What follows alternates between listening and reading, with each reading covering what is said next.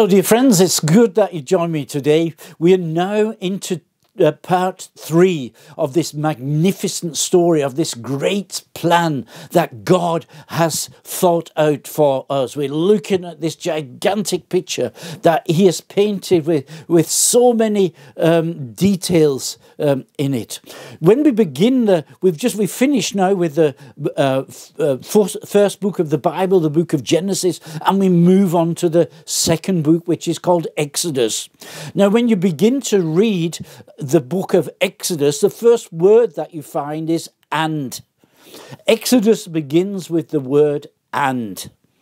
Now, I remember when I was at school that the teacher always told us you never ever start a sentence with "and." And comes somewhere in the middle of the sentence.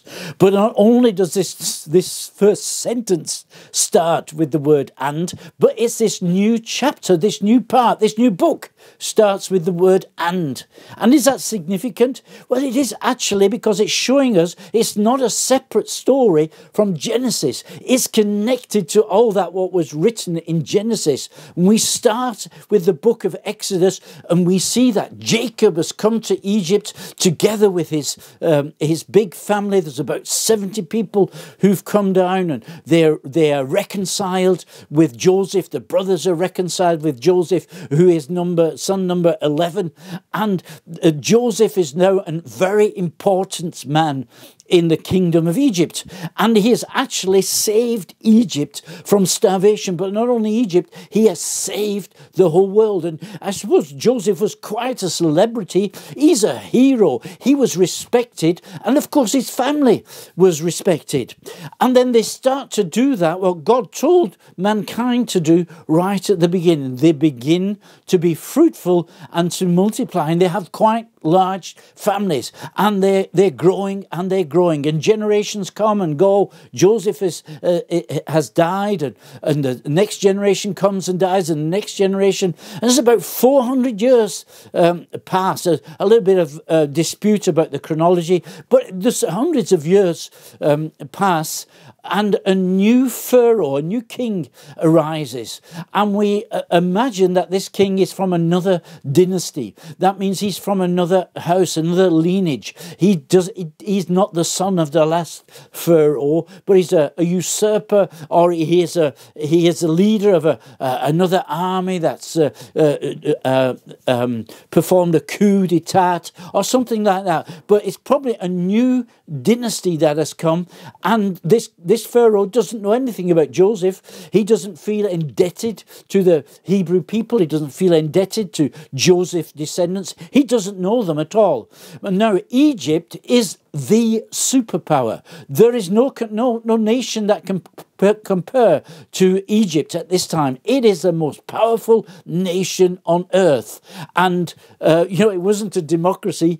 And so Pharaoh, the king, he didn't need to bother about parliament or about anything like that. He did whatever he wanted. He was an absolute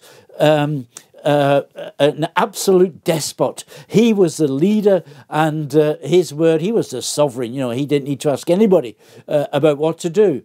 But then he looked at these Hebrews, and Egypt was had the best army. It was a strong power, and so on. And these Hebrews, they were shepherds, really, and a few farmers. They're really simple people. They weren't anything special. They weren't a military power anyway.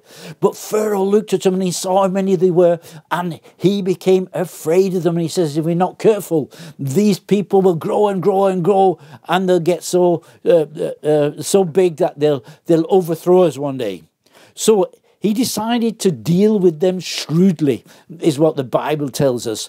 And so he made them slaves. They went into slavery and they had to work for the Egyptians. But this didn't do anything to the reproduction numbers. They continued to grow. They continued to have big families.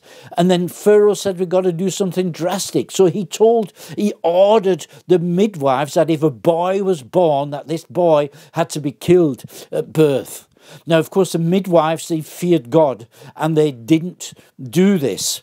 So he ordered the soldiers to go, and they went periodically down to the place where the Hebrews were living, and they looked for baby boys and they killed them. They threw them to the crocodiles in the River Nile. It was a terrible thing. Infantile. Infantile. Yeah, I think that's what it's called. They're killing all the children. They're trying to destroy this people, this genocide, the destruction of a people. Now, in the past, in the book of Genesis, we've seen some pretty bad people, but nobody meets the evil, the wickedness in the Pharaoh. He is the epitome of evil. He is a really bad guy. And of course, Israel remembers, or the Hebrews remember where they have come from, and they begin to cry to the Lord and they ask for help. But it doesn't look like any help comes. Everything goes on. But God is actually at work. And there's a family, we read about him in Exodus 2, there's a family there and they have a little boy. And the Bible tells us in the New Testament, they looked at this little boy and they realized that he was something special. Hebrews chapter 11 is that. And so they hid him, and they didn't fear the edict of the king. They were not afraid of what Pharaoh was saying or what he could do. But the child started to grow. He's getting bigger, and I suppose he's getting louder as well. And maybe it was the neighbours who were a little bit worried that they could get into trouble if the soldiers found out that there's this little boy there. So one night they decide to put this little boy into a basket, and a basket which is covered, it's been sealed with pitch, and they put it into the river Nile, and they send it on its way. I suppose they committed it into God's hands and asked God to look after this child. And the child's sister, a girl called Miriam, she followed the boat, this little boat, this little basket, as it floated down the river. A crocodile could have got at it, but what actually happens, God guides it, and it comes to the king's palace. And there, at this moment, when it comes down the river, the daughter of Pharaoh is taking a bath, or at least she's paddling in the river.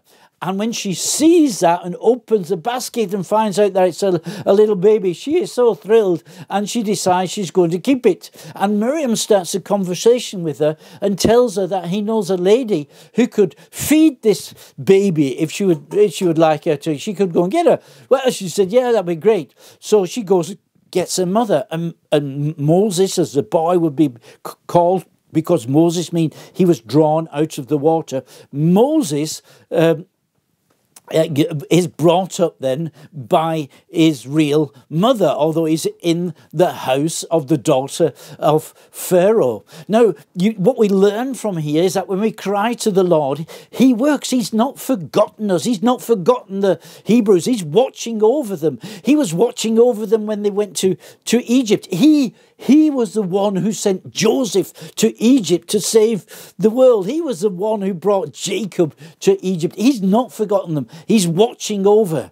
He's watching over them. He's not forgotten them. You know, when we call to him, he doesn't forget us. Now, what is God doing? God has got his plan for this particular time in history, what fits into this big plan that God has got for us. And he was actually...